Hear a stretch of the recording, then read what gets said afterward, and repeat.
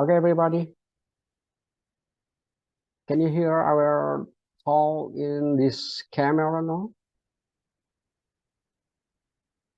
Okay, I have to repeat again. Assalamualaikum warahmatullahi wabarakatuh. Good afternoon, everybody. Can you open your speaker or your camera? Hello, everybody. Can you hear me speak? Hello?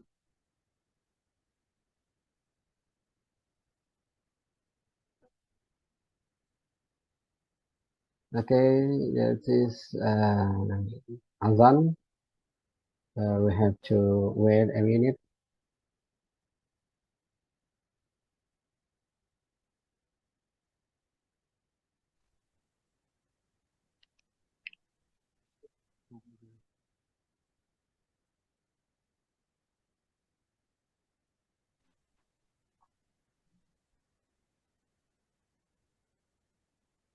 Okay, never mind. We have to be continue. Alhamdulillah rabbil alamin wa bihi nasta'in wa ala umur dunya waddin wa salatu wassalamu ala asyrafil anbiya'i wal mursalin walhamdulillahi alamin. Rabbi shrah li sadri wa yassir li amri wa hlul 'uqdatam min lisani yafqahu qawli. Okay. First of all, let's say thanks to Allah who has given us mercy and blessing till we can meet today. And let's ask to Allah to give our best regard to our Prophet Nabi Muhammad Sallallahu Alaihi Wasallam, who has brought us from the darkness to the brightness till we can meet everything about knowledge. Yes. And then before we start our meeting, I have to share screen, and I have to ask you, can you hear my voice in your camera, in your laptop? Bisa mendengarkan suara saya?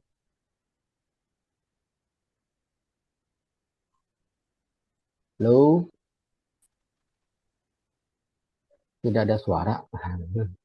Coba dibuka voice note-nya, voice-nya bisa tidak unmute ya. Di unmute aja, nggak apa-apa. Kedengaran suara saya di layar monitornya? Kedengaran, Pak. Alhamdulillah. Kedengaran, Pak. Yes, okay. I have to share screen now about our meeting today.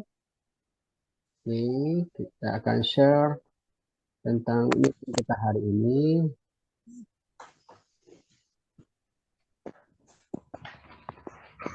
No.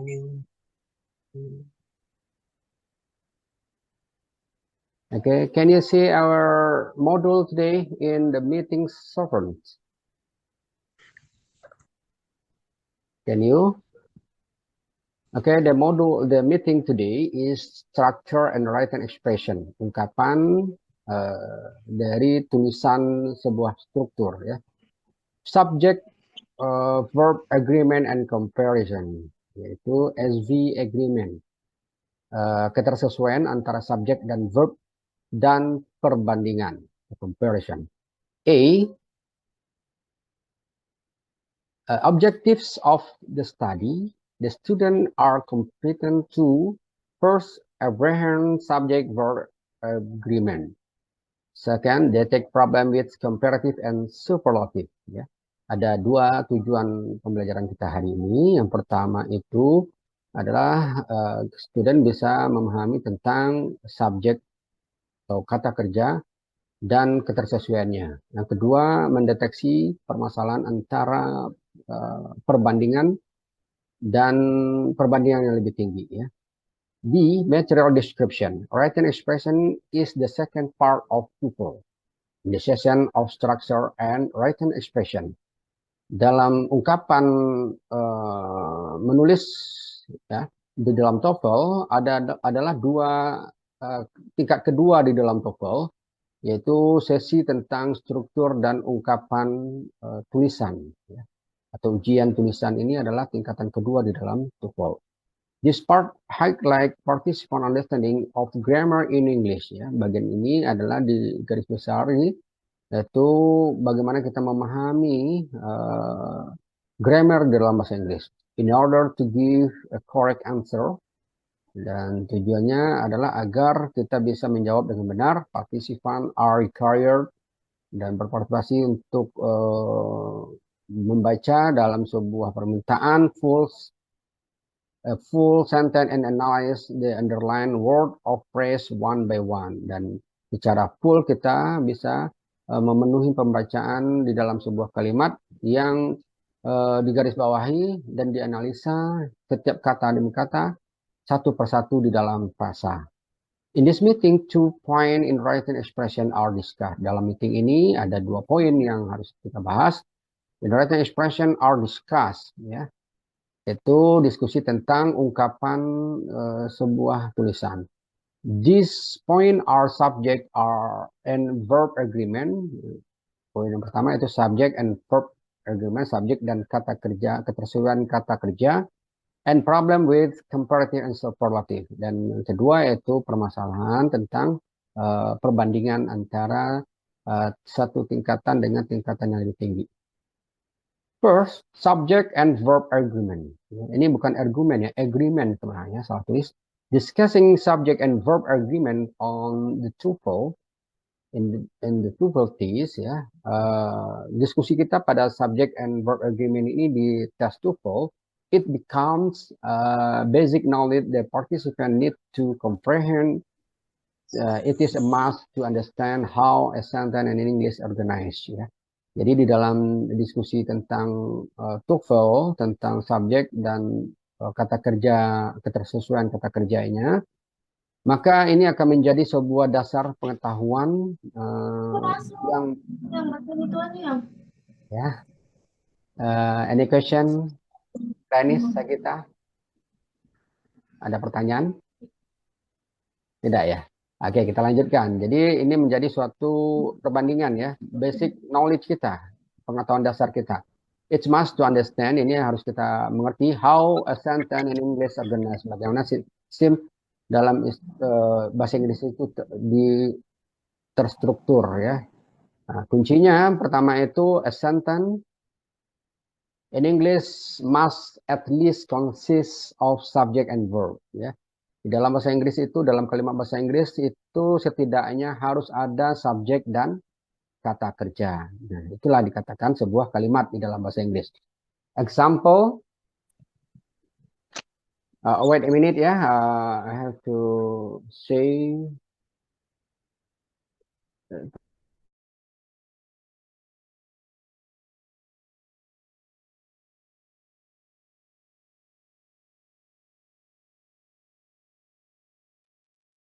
Okay, to be continued. Example, Robert get a scholarship, ya, scholarship.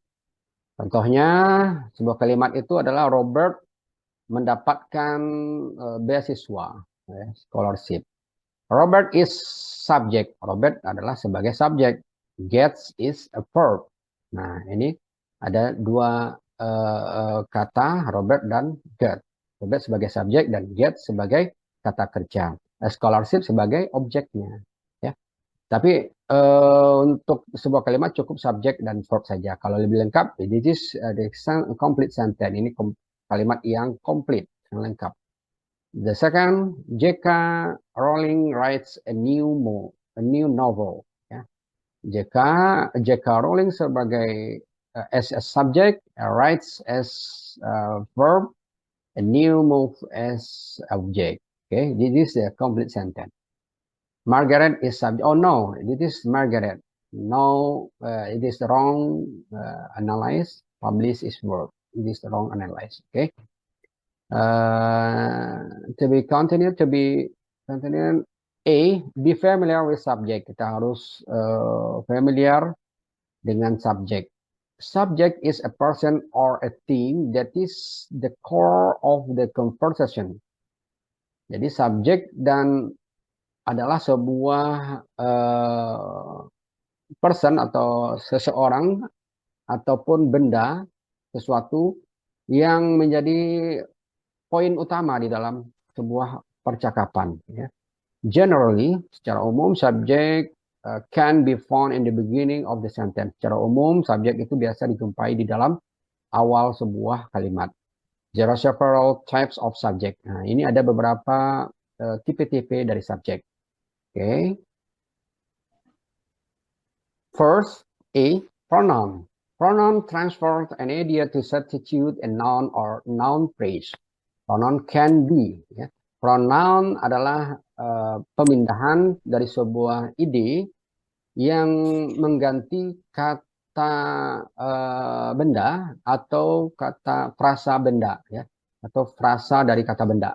Jadi pronoun itu istilahnya juga adalah sebuah kata ganti, ya, kata ganti dari noun kata benda atau kata ganti dari sebuah frasa kata benda. Pronoun can be. Nah, pronoun bisa seperti kita lihat she, he, it, I, you, Dewi. Ya. She, he, it, I, you, Dewi. This is pronoun. Ya. Example. A, she wins an international award. Ya. She as subject, wins as verb. An international award as object. Ya. It is pronoun. She as subject.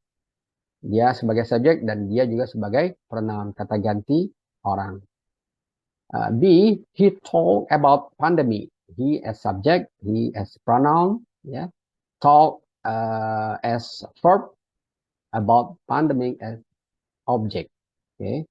C, it belongs to me. Yeah. It as subject belongs as verb, to me as object. D, you file the thesis. Yeah. You as pronoun and as subject to. Yeah. File as verb. The thesis as object. E, the move to New York. Yeah, they as subject or as the pronoun to, move as a verb, to New York as object. If we quit the job, we as subject to and pronoun quit as verb, the job as object. That is example of pronoun atau kata ganti orang. Ini adalah contoh-contoh kata ganti orang. Now B, noun. Noun can be name of the person and name of the object. Ya. Noun adalah nama dari orang, ya, atau nama seseorang dan nama dari sebuah objek. Example, Arnold cooked pasta. Arnold as subject and Arnold as noun. Ya. Jadi Arnold itu sebagai subjek dan juga sebagai noun atau kata ganti orang, kata ganti nama seseorang. Ya. Nama itu sebagai noun. Cook as verb. Cook adalah verb atau kata kerja. Pasta adalah objeknya. B, Renata and Jocelyn study in France. Ya. Renata and Jocelyn is subject and also as noun, juga sebagai noun atau nama orang. Study as verb atau kata kerja. Inform is adverb, kata keterangan, ya, kata keterangan atau objek. C, the bag is expensive. The bag as subject, sebagai subjek, and as noun too, dan sebagai noun juga. Is sebagai to be atau sebagai verb, expensive, ya. Keterangan expensive adalah objeknya. Tapi di sini the bag kita bisa jadikan juga sebagai objek, bukan kata ganti orang lagi, ya, tapi objek. Now D, the staff celebrates their achievement. The staff as subject or name of object, atau kata benda, nama dari sebuah kata benda. Staff. Okay. Now to be continued, C, the type of subject, bagian dari subjek tadi. Yang ketiga adalah gerund.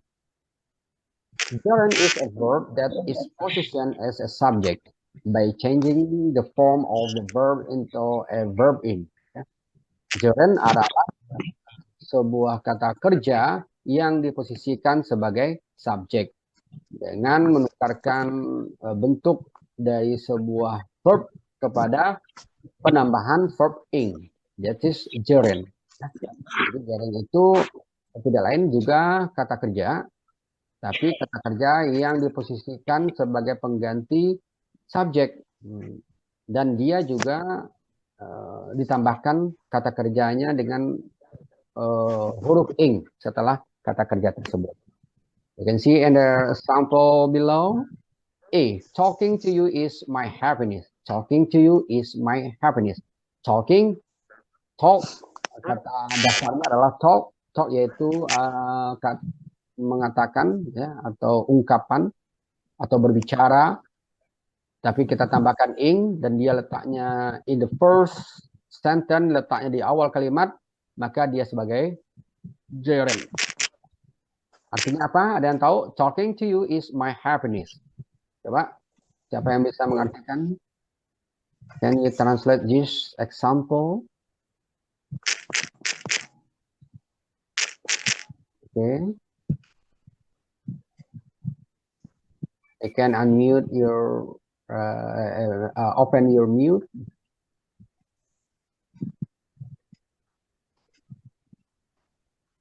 Come on, ada yang bisa mengartikan? Jadi, talking to you is my happiness. Berbicara dengan Anda adalah sebuah kebahagiaan bagi saya. Jadi, talking ini awalnya adalah kata kerja, tapi letaknya di depan dia sebagai subjek, bukan sebagai kata kerja. Artinya apa? Jadi, kata kerja yang dibendakan. Ya. Jadi, gerund ini bisa juga diistilahkan kata kerja yang dibendakan. Talking menjadi berbicara dengan Anda adalah sebuah kebahagiaan bagi saya. Ya. Jadi dia sebagai kata kerja yang dibendakan. Now, swimming is easy for my brother. Swimming is easy for my brother. Who can translate this sentence? Ada yang bisa menerjemahkannya? Izin menjawab, Pak. Yes, come on, Rian Ivaldi, come on. Anggito, Pak. Oh, Anggito. Okay, please, Anggito. Berenang Anggito Abima. sangat mudah untuk saudara saya, saudara laki-laki. Good. Oke. Jadi swimming ini sebagai subjek dan juga sebagai gerund dan dengan penambahan ing, jadi dia bukan sebagai kata kerja lagi, tapi gerund namanya. Gerund kata kerja yang dibendakan, yang jadikan kata benda. Dan karena letaknya di depan, maka dia sebagai gerund. Swimming is easy for my brother. Berenang adalah suatu yang mudah bagi saudara laki-laki saya. Good. Begitu. Okay, to be continue. Now to infinitive ya. The part of the type of subject, bagian dari subjek yang berikutnya adalah to infinitive. To infinitive has the formula to plus verb one. Ya. To infinitive ini mempunyai rumus to plus verb one. For example, to bring, to love, to teach, etc. If the sentence to plus verb is at the beginning of the sentence, the phrase is positioned as the subject. Jika suatu kalimat itu ada to dan verb, setelah to ditambah verb pada awal sebuah kalimat, maka dia diposisikan perasaannya sebagai subjek. Ya, jadi kita tidak melihat dia sebagai sebuah kata kerja yang biasa, tapi dia sebagai kata to infinitive, okay? Atau sebagai subjek. For example, A, to get a scholarship is my goal this year. We can translate this example. Yang bisa?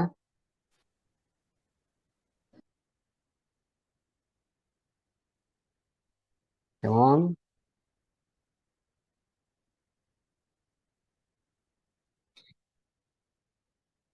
To get a scholarship is my goal this year.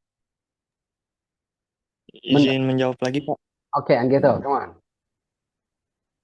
mendapatkan beasiswa adalah keinginan saya tahun ini. Alhamdulillah. Oke, good. Amin ya. Oke, ya bagus sekali Anggito. Jadi to get a scholarship is my goal this year. To get as to infinitive, dia sebagai to infinitive karena letaknya di depan dan ditambah juga dengan kata to.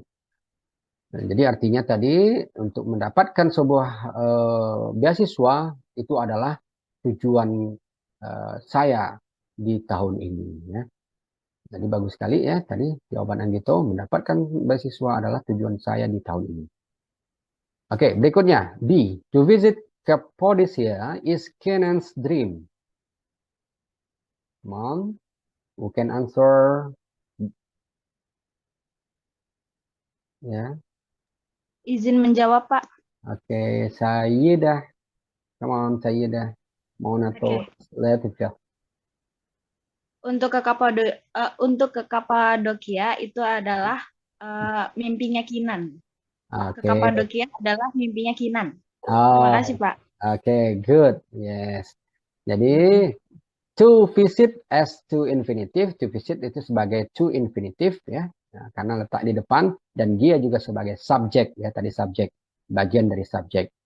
Artinya di sini mengunjungi Cappadocia is Kinan's dream. Ya, bagus sekali saya sudah bisa menangkap ya. Jadi ada 4 ya type of the subject. Ada 4 itu bagian-bagian dari subjek. Coba who can say me the part of subject? Siapa yang bisa menyebutkan bagian subjek? Come on. We have explained before yang sudah kita terangkan tadi.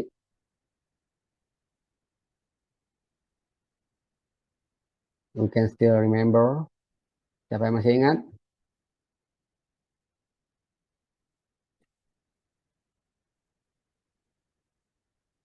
Okay.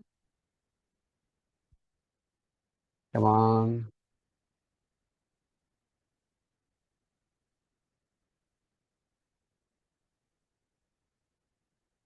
Yes. Anggito, can you? The type of subject we have explained before. Siapa yang bisa? There is 5 or 4 the type of subject. The last is to infinitive. You can say 3 types again. Coba sebutkan 3 yang di atas lagi. Can you? Come on.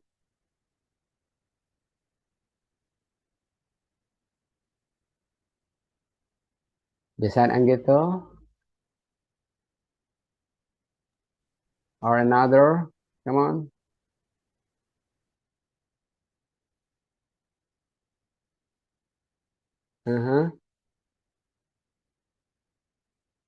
This pronoun, yeah, first pronoun.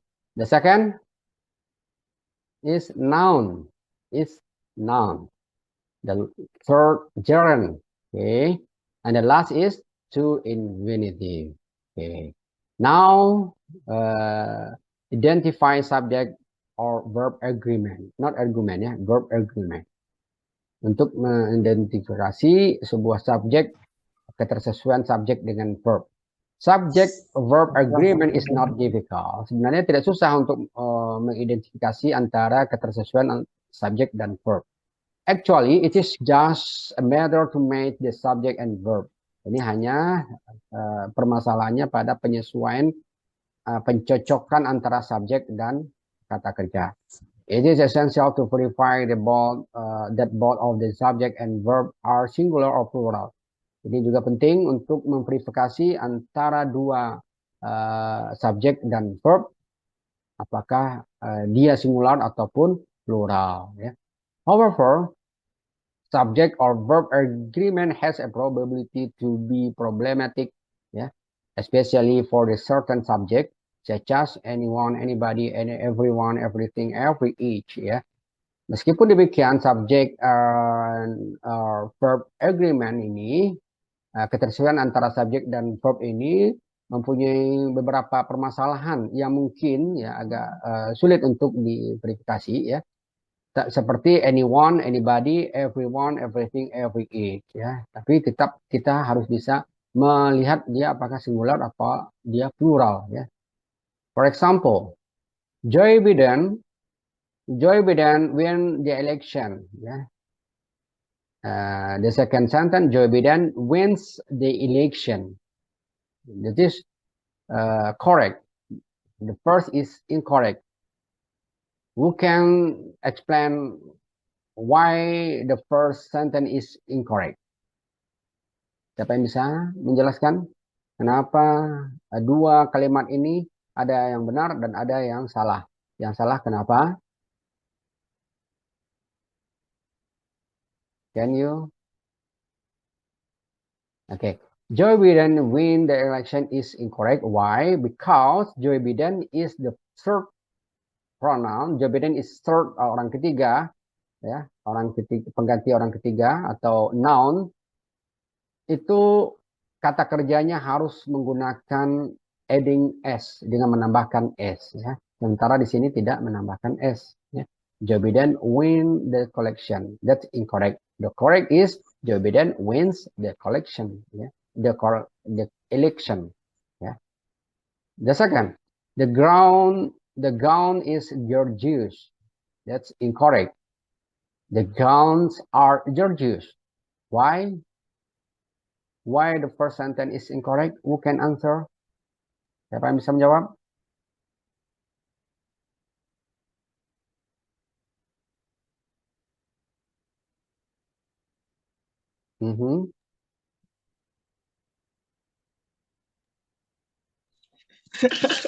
Yes, come on. Anyone can answer the reason of this sentence, why the sentence is incorrect. Kenapa kalimat ini salah? Karena gown is plural. Gowns is plural, ada s ya. Kalau plural, we have use are ya. Kalau plural, maka to be-nya adalah are, bukan is lagi. Ya. The gowns are gorgeous. That's correct. Okay, you have to be attention about the first subject and the next verb. Atau Anda harus lebih hati-hati melihat kata depannya apa, subjeknya apa, apakah dia singular tadi ya, atau dia plural. Kalau dia singular berarti kata kerja berikutnya, verb berikutnya adalah singular. Kalau dia plural, kata kerja berikutnya adalah plural. Okay. Now everybody in this class are genius. That's incorrect. Everybody in the class is genius. That's correct. Can you? Izin menjawab, Pak. Yes, come on, Sayyidah ya. Karena dalam kata everybody itu adalah singular, bukan plural. Jadi are-nya diganti is. Yes, correct. Ya, benar sekali ya. Okay, now all of the question is hard. All of this question are hard. Who can answer why the first sentence is incorrect?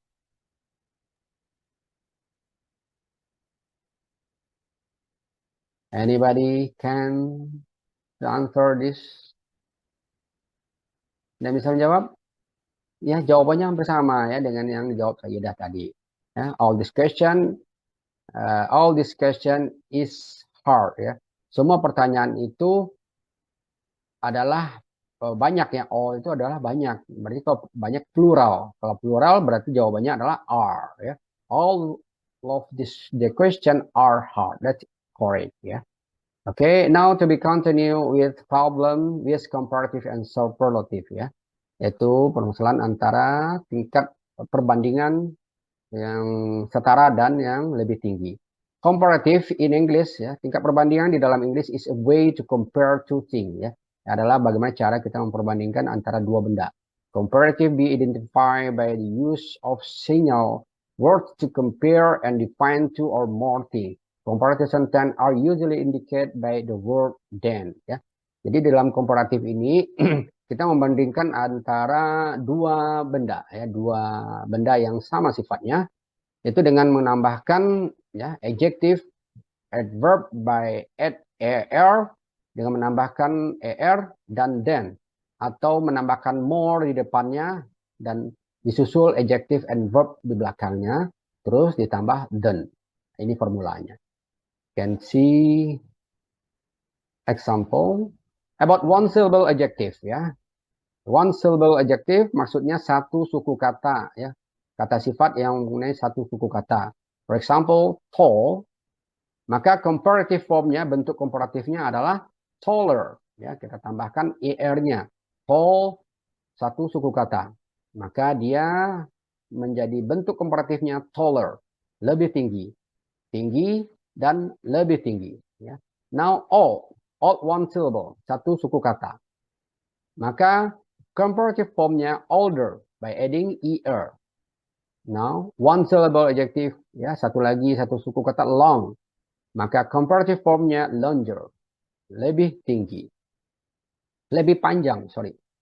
Now one syllable adjective with final e, ya ada kata di belakangnya juga large, maka comparative formnya larger, lebih besar dan lebih besar.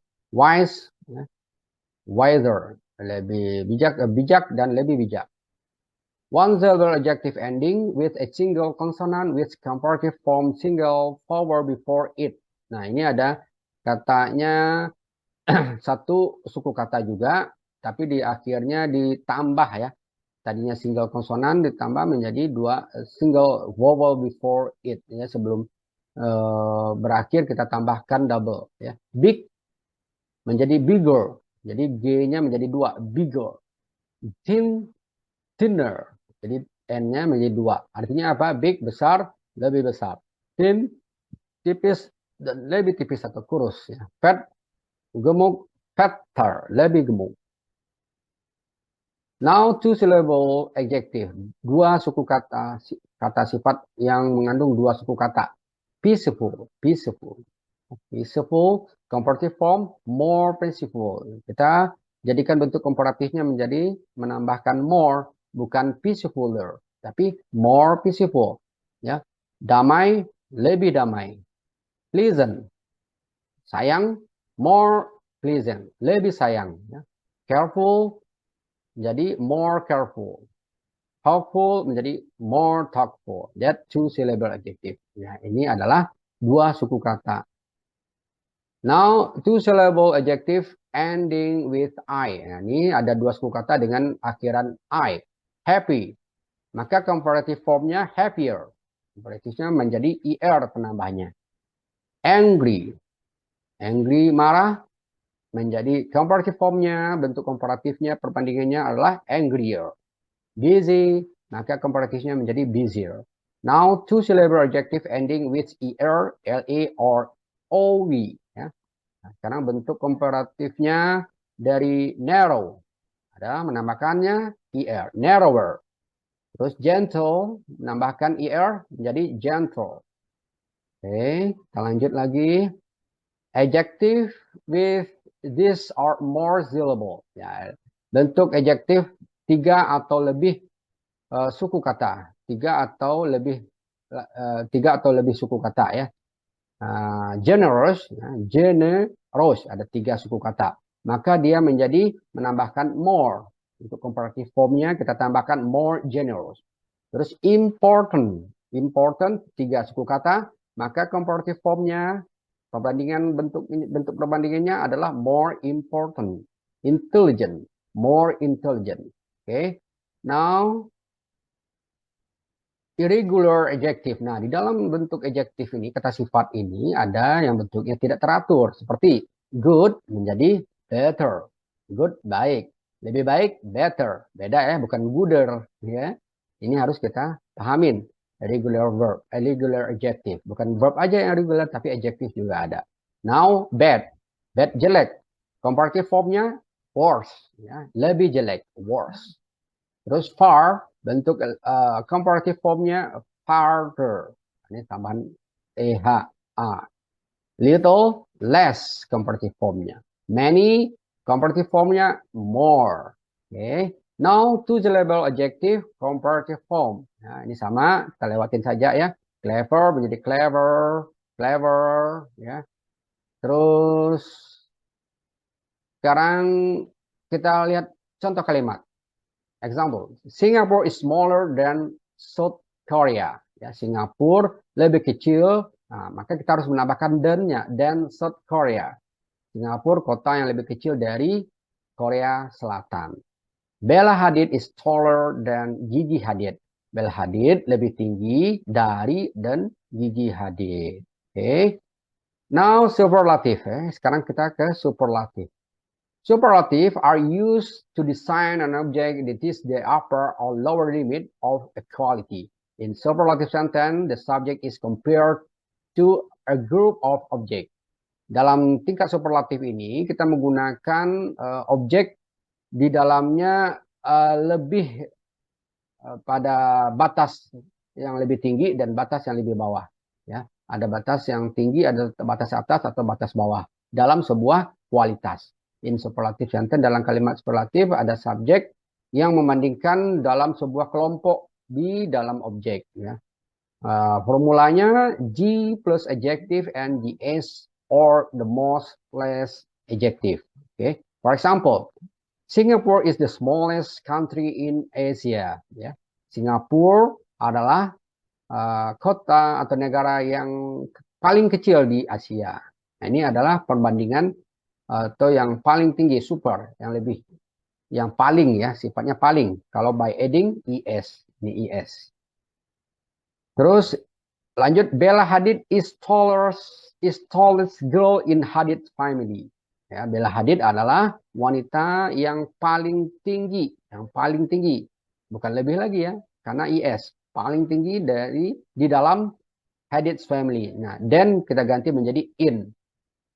Okay. Now Hannah's parents are the oldest one in my neighbor.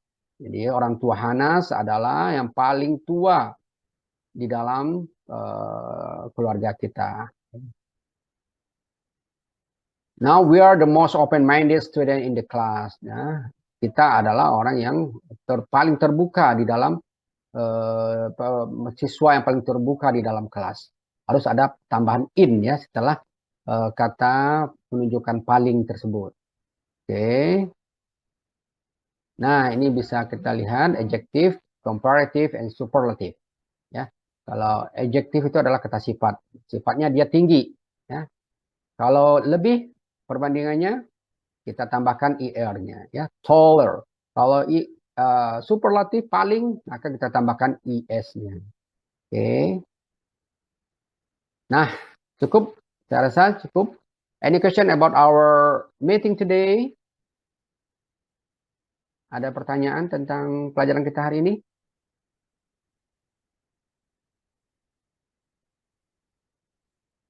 Okay.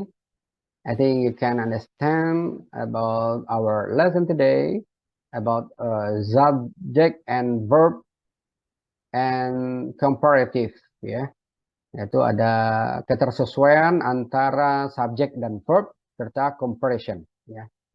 Jadi nanti coba dibaca. You can read our lesson in your home and read again and practice your language.